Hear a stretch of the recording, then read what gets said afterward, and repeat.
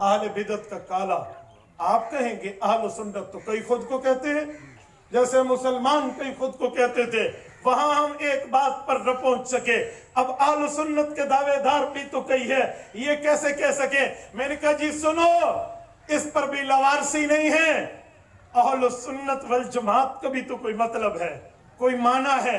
اہل سنت والجماعت کے دعویٰ دار کوئی بات کرے، دلیل نہ دے، پین اٹھا کر کاغذ ہاتھ میں دینا کہ بھائی اہل سنت والجماعت کا مطلب تو لکھ دے، ان لفظوں کا ترجمہ تو لکھ دے، ان الفاظ کا ترجمہ کیا ہے؟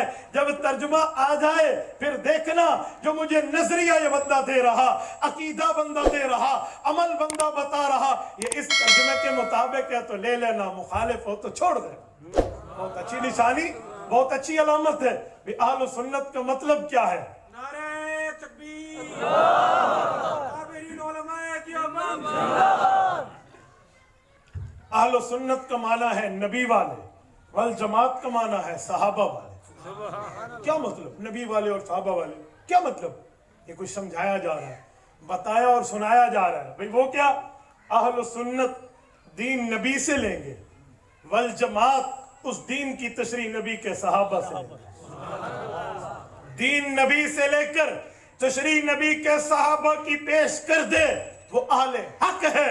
جو دین نبی سے لے کر تشریح اپنی پیٹ سے پیش کر دے، وہ اہل بدعت ہے۔ سونا فیصلہ ہے، یہ تو کوئی اوکھی گال کوئی نہیں، یہ کوئی مشکل بات نہیں ہے۔ عقیدہ ہو، نظریہ ہو، مسئلہ ہو، فضائل ہو، دلائل ہو، مسائل ہو، اس پر آپ اس سے پوچھیں ہمیں دکھا عمل پیغمبر، دکھا مہر صحابہ۔ ان کا یہی عقیدہ تھا، ان کا یہی عمل تھا، ان کا یہی نظریہ، ان کی نظر و فکر یہی تھی، تو میرے بھائی علی الراس والعین ہمیں قبول ہے۔ اور اگر ان کی نہیں تھی تو بھائی اپنے حد تک رکھ، تو فرقہ واریت والے ہم چھوڑ دیں گے۔ آسان ہے یا نہیں ہے؟ اہل سنت والجماعہ، یہ نام ہمیں ہمارے نبی پاک نے دیا، یہ کسی پیر فقیر کا دیا ہوا نہیں ہے، کسی لیڈر وزیر اور مشیر اور کسی قوم کے قائد اور رئیس اور چودھری کا دیا ہوا نہیں ہے، یہ ہمارے پاک پیغمبر صلی اللہ علیہ وسلم کا دیا ہوا۔ تو اہل سنت دین نبی سے لو، والجماعت دین کی تشریح نبی کے صحابہ سے لو۔ اچھا یہاں میں تھوڑا رکتا ہوں ایک بات سمجھانے کے لیے۔ آپ میں کچھ بندے کہیں گے جب دین نبی سے لیتے ہیں تو تشریح بھی نبی پاک سے لے لیں، تشریح صحابہ سے کیوں لیں؟ یا جو دین دے سکتا ہے وہ تشریح نہیں دے سکتا؟ جی دے تو سکتا ہے، تو پھر صحابہ کا نام علیحدہ کیوں لیتے ہو کہ ان سے تشریح لیں؟ میں مثال دیتا ہوں، توجہ رکھنا۔ میرے بھائی، کہنے والے کی بات کو سننے والا زیادہ سمجھتا ہے، پڑھنے والا نہیں۔ کہنے والے کی بات کو سننے والا جس حد تک پہنچتا ہے نا، کسی کو لفظ لکھ کر دے دو، پڑھنے والا اس حد تک نہیں پہنچتا۔ عینی شاہد کی بڑی ضرورت ہے، آئی وٹنس، جو آنکھوں سے دیکھے۔ جی وہ کیسے؟ میں یہاں بیٹھا ہوں، بھائی عمر فاروق بیٹھے ہیں، میں نے کہا پانی دو، کیا کہا؟ ان نے مجھے پانی دیا، گویا اسے گلاس سمجھ لیں، گلاس میں پانی آ گیا۔ میں غسل کر رہا ہوں اور میں نے کہا پانی دو، یہ پانی کس چیز میں دیں گے؟ بالٹی میں، ٹب میں، ٹھیک ہے۔ میں واش روم میں ہوں، میں نے کہا جی پانی دو، پانی کس چیز میں آئے گا؟ اب دیکھو لفظ ایک ہے، پانی دو، ادھر گلاس میں، ادھر بالٹی میں، ادھر لوٹے میں۔ اگر کسی کو لکھ کے دے دے، میں مول صاحب نے کہا پانی دو تو انہا لوٹے پا کے دیتا، تو کہنے والے کی بات کو سننے والا سمجھتا ہے، پڑھنے والا اتنا نہیں سمجھتا۔ اس پہ نہیں سمجھے؟ ایک مثال اور لیجیے، یہ میرے ہاتھ میں کیا ہے؟ گھڑی۔ توجہ رکھنا، گھڑی، توجہ، دنیا پوری میں جا رہا ہوں، یہ گھڑی ہے۔ ایک لفظ میں بدلتا ہوں۔ حضرت مولانا مکی صاحب دامت برکاتہم مکہ مکرمہ سے واپس آئے تو کوئی حضرت سے پوچھے حضرت سنائیں آپ کے حج کا سفر کیسا گزرا؟ حضرت نے کیا بتایا؟ بہت عظیم گھڑی تھی جب میں کعبے میں اور حضور کے روزے کے پاس گیا۔ بہت عظیم کیا تھی؟ اب ادھر گھڑی کا معنی یہ ہے اور ادھر گھڑی کا معنی وقت ہے، صحیح ہے؟ ایک گھڑی اور بدلتے۔ ایک بندہ گیا، بھئی میں تو غریب آدمی ہوں، گرمیاں آ گئی ہیں، میرے پاس پانی پینے کے لیے ٹھنڈے ہونے کا انتظام میں کولر نہیں ہے، مجھے بازار سے گھڑا لینا چاہیے۔ جب کمار کی دکان پہ گیا، اس نے کہا جی یہ 100 روپے لے لے اور مجھے گھڑا دے۔ اس نے کہا تجھے نہیں پتا بھوکیاں دی حکومت آ گئی ہے، مہنگائی ہو گئی ہے، اب 100 کا گھڑا نہیں ملتا، 200 کا ملتا ہے۔ تو نے کہا بھائی میرے پاس تو 100 ہے، تو اس نے کہا چلو گھڑا نہیں ہے گھڑی لے لو. گھڑا نہیں ہے مٹکا, موٹے کا دیکھ میں تصویر, ٹھیک ہے نا, چھوٹا مٹکا تو چھوٹی گھڑی لے لے. اب ادھر گھڑی کمانا یہ تھا جو ٹائم دکھائے, ادھر گھڑی کمانا زمانہ, ادھر گھڑی کمانا چھوٹا گھڑا. ایک لفظ اور لیں. ایک بندہ مولانا محبوب صاحب کے پاس آیا, بھائی صاحب کے پاس آیا, ان کو آ کر کہا کہ مولانا ذرا یہ دیکھیں حدیث ہے. انہوں نے جو دیکھا تو وہ جھوٹ تھا, پیغمبر علیہ السلام پر جھوٹ باندھا گیا تھا. تو انہوں نے دیکھ کر کہا بھائی یہ حدیث نہیں ہے, یہ گھڑی ہوئی بات ہے. یہ کیا ہے؟ گھڑی ہوئی بات ہے. تو اب گھڑی کمانا موضوع روایت, ادھر گھڑی کمانا چھوٹا گھڑا, ادھر گھڑی کمانا زمانہ, ادھر گھڑی کمانا یہ. اب لکھے نا خالی گھڑی, پڑھنے والا اتنا نہیں سمجھے گا جتنا کہنے والے کو سننے والے نے سمجھا. بابا ہم اہل سنت والجماعت ہیں, دین نبی سے لیں گے, تشریح نبی کے صحابہ سے لیں گے, حضور فرمانے والے صحابہ سننے والے. اس فرمان کا کیا مطلب, کس پیرائے میں, جسے کہتے ہیں نا بیک گراؤنڈ کیا ہے, پیش منظر, پس منظر, پیش منظر, تائے منظر, اسے کہتے ہیں کہنے والے کی بات کو سننے والے کا سمجھنا. تو لفظ کا مطلب کیا ہے؟ ایک لفظ اور بھی چلو مثال میرے ذہن میں ہے. یہ میں گفتگو کر رہا ہوں اور یہ اسپیکر ہے, یہ اسپیکر ٹھیک چل رہا ہے یا خراب ہے؟ خراب ہے نا, چین چین کر رہا ہے. تو میں یہاں کہتا ہوں اسپیکر خراب ہے, ادھر کیا مراد ہوگا؟ بھئی یہ ڈبہ جو اسپیک کر رہا ہے بتا رہا ہے. اور اگر یہی لفظ کہے اسپیکر خراب ہے, اسپیکر 2 نمبر ہے پارلیمنٹ میں, ادھر اسپیکر کون مراد ہوگا؟ وہ ایم این اے جو سب ایم این ایز کا کنٹرولر ہے, وہی نا. لفظ ایک ہے, مطلب بدل گئے. نہیں سمجھے ایسا ہے یا نہیں ہے؟ اب سمجھ گئے نا. تو ایک لفظ کے کئی مطلب ہیں. یہ کس مطلب میں حضور نے فرمایا ہے یہ حضور کے صحابہ سے پتہ چلے گا.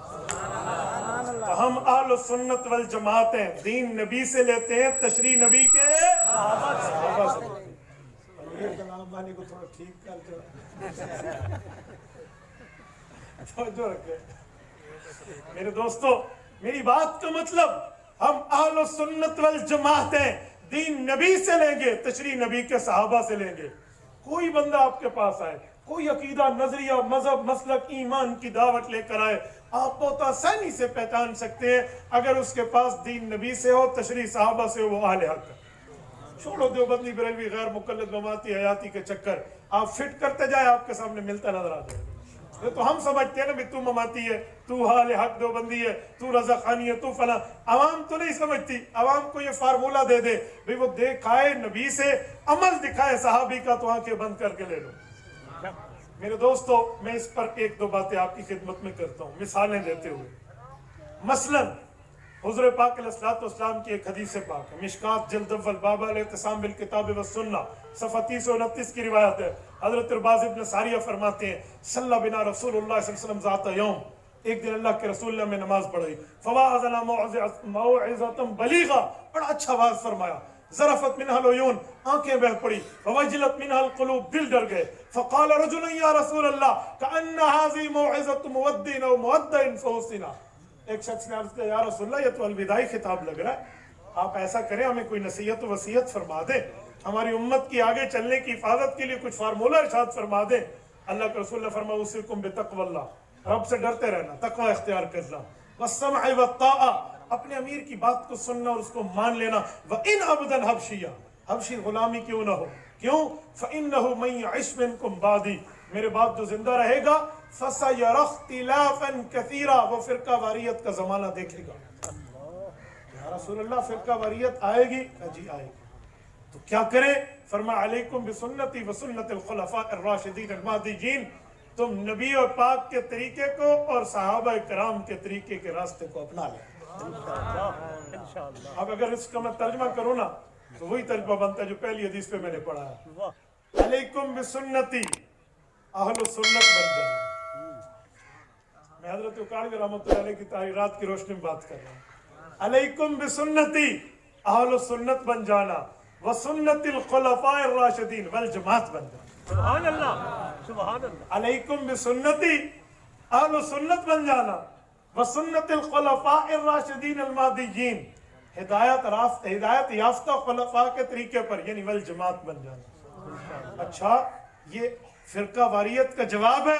فرمایا جی ہاں، تمسکو بہا، مضبوط رہنا، وعزو علیہا بالنواجذ، ایسے مضبوط رہنا جیسے چیز کو دانتوں سے پکڑا جاتا ہے، دانتوں سے۔ ہاتھ تو پکڑا کرا چھٹ رہا، ڈانگ تو پکڑائی میں سوکھا نہیں چھٹ رہا، دانت سے پکڑ لینا۔ اچھا کیوں؟ فرمایا وَإِيَّاكُمْ وَمُحْدَثَاتِ الْأُمُورِ، نئے نئے عقیدے جو لوگ دیں، نیا نظریہ دیں، نئی جماعت بنا کے نئی بات، نیا مسئلہ دکھا دیں، یوں پیش کریں تو ان سے بچنا۔ فَإِنَّ كُلَّ مُحْدَثَةٍ بِدْعَةٍ، یہاں محدث یہ مطلق ہے، وہ عقیدے کو بھی شامل ہے، عمل کو بھی شامل ہے۔ فرمایا کوئی عقیدہ اور کوئی عمل جو نیا بنایا ہوا ہو نا، وہ بدعت ہوتی ہے۔ آج ہماری غلطی ہے، ہم صرف اعمال کے غلط لوگوں کو بدعتی کہتے ہیں، عقائد کے غلط لوگوں کو چھوڑ دیتے ہیں۔ عقیدے کے بدعتی بھی ہوتے ہیں، عمل کے بدعتی بھی ہوتے ہیں۔ تو فرمایا ان بدعتیوں سے بچنا، کیوں؟ فَإِنَّ كُلَّ مُحْدَثَةٍ بِدْعَةٍ وَكُلَّ بِدْعَةٍ ضَلَالَةٍ، جب آپ ان بدعتیوں کے قریب جاؤ گے غلط عقیدے اور غلط اعمال لے کر، تو آپ گمراہ ہو جاؤ گے۔ یا رسول اللہ، گمراہی کا جواب، نتیجہ، ریزلٹ، اینڈ کیا ہے؟ فرمایا وَكُلَّ ضَلَالَةٍ فِي النَّارِ، اور ہر گمراہی کا جواب جہنم ہے۔ اللہ ہمیں محفوظ فرمائے۔ میرے دوستو، یہاں بھی اللہ کے رسول نے ہمیں اہل السنت والجماعت بننے کی بات کی ہے۔ اب علیکم بسنتی و سنت الخلفاء، میں ایک مثال دے دیتا ہوں خلفاء راشدین سے۔ مثلا سیدنا ابو بکر صدیق رضی اللہ عنہ کی ذات اقدس ہے۔ حضرت ابو بکر صدیق رضی اللہ تعالیٰ عنہ کی طرف سے دیکھیں نا اہل حق ہونا، تو صدیق اکبر رضی اللہ عنہ کے دو کام بڑے مشہور ہیں۔ ایک کام وہ جو انہوں نے رسول اللہ کی وفات پر قائم کیا، اور ایک کام وہ جو انہوں نے اپنی وفات پر ایک طریقے کو جاری کیا۔ اجی وہ کیا؟ جب رسول اقدس صلی اللہ علیہ وسلم کا دنیا سے وفات حسرت حیات کے وقت انتقال آیا، تو حضرت ابو بکر صدیق رضی اللہ تعالیٰ عنہ حضور پاک کی خدمت میں تشریف لائے۔ اللہ کے رسول کے اوپر وفات حسرت حیات کا وعدہ پورا ہو چکا تھا، تو فقبل بین عینی، صحیح بخاری جلد نمبر 1 کتاب المناقب باب مناقب ابی بکر، یہ قدیمی کتب خانے کی 517 صفحہ ہے۔ حضرت ابو بکر صدیق نے اللہ کے رسول کے ماتھے مبارک کو بوسہ دیا اور عرض کیا بِأَبِي أَنْتَ وَأُمِّي، بِأَبِي أَنْتَ وَأُمِّي، یا رسول اللہ، میرا والد ابو قحافہ، میری والدہ سلمہ ام الخیر آپ پر قربان ہو جائے، مجھے پرواہ نہیں ہے۔ بِأَبِي أَنْتَ وَأُمِّي طِبْتَ حَيًّا وَمَيِّتًا، جیسے آپ دنیا میں اچھے تھے ایسے وفات کے بعد بھی اچھے۔ سبحان اللہ، سبحان اللہ۔ لوگوں میں پھر اعلان کیا، سنو، من کان منکم یعبد اللہ فإن اللہ حی لا یموت ومن کان منکم یعبد محمدا فإن محمدا صلی اللہ علیہ وسلم قد مات۔ کس بات پر پریشان ٹھہرے ہو؟ کیا معبود ہمارے رسول اللہ تھے؟ جی نہیں، معبود ہمارا اللہ تھا۔ اگر حضور ہمارے خدا ہوتے تو خدا تو فوت ہو گیا پھر۔ حالانکہ ایسی بات نہیں ہے، ہمارے تو الہ اللہ ہے، اور اللہ ہمیشہ زندہ اور سلامت ہے۔ اور پھر لوگوں کو کہا والذی نفسی بیدہ، اس اللہ کی قسم کھا کے کہتا ہوں جس کے قبضہ قدرت میں ابو بکر کی جان ہے، لا یذیقک اللہ الموتتین ابدا، پیغمبر علیہ السلام پر دو موتیں کبھی جمع نہیں ہوں گی۔ اما الموتۃ التی کتبت فقد متہا، ایک موت آپ پر آ چکی ہے، دوسری نہیں آئے گی۔ دوسری کا مطلب ایک موت آ چکی ہے، دوسری کا مطلب صحیح بخاری کی تشریح اٹھائیے، چاہے اسی صفحے کے حاشیے سے، چاہے حافظ ابن حجر اسقلانی المتوفی 852 ہجری کی فتح الباری سے، چاہے امام بدر الدین عینی المتوفی 855 ہجری کی عمدۃ القاری سے، جس نے صحیح بخاری کی گائیڈ لکھی ہے، تشریح اور شرح لکھی ہے، ان سب نے لکھا ہے ان فی القبر موت و حیاتا غیر الانبیاء، کہا دوسری موت بھی ہوتی ہے۔ کہا وہ کیسے؟ کہ جب بندہ قبر میں جاتا ہے، سوالات و جوابات کے لیے تعلق روح کا قائم ہوتا ہے، سوالات و جواب ہو چکے ہوتے ہیں، اگر وہ بندہ ٹھیک ہوتا ہے یا برا ہوتا ہے، جب سوال و جوابات کا مرحلہ ختم ہوتا ہے، پھر اس کی روح کے تعلق کو کمزور کیا جاتا ہے، اس کی روح کے تعلق کو کمزور کر کے نم کنومت العروس کہہ کر اسے سلا دیا جاتا ہے۔ برا ہے تو عذاب بھگتے گا، اچھا ہے تو ثواب کے مزے لے گا۔ یہ جو تعلق ضعیف کیا جاتا ہے اسے موت ثانی، دوسری موت کہتے ہیں۔